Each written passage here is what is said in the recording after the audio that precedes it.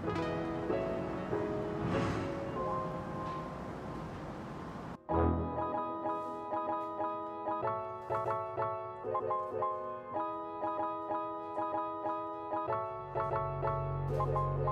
guys, what is up? Amanda from Posh Home over here, and we are at Jalan Bingka, another landed property, to show you guys behind the scenes of the renovation works to be done over here.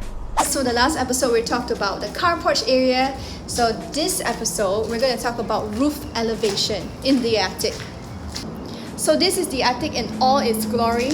As some of you know, attics have this low ceiling height, which is why we remove the white ceiling to reveal this pitched roof.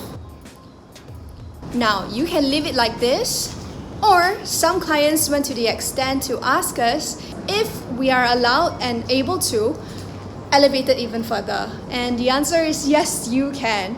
The thing is, you need to look out for two things. First thing first is you need to find out the height restriction of the area that you're going to do your building. Is it allowed? Is it big enough to hold your pitch roof?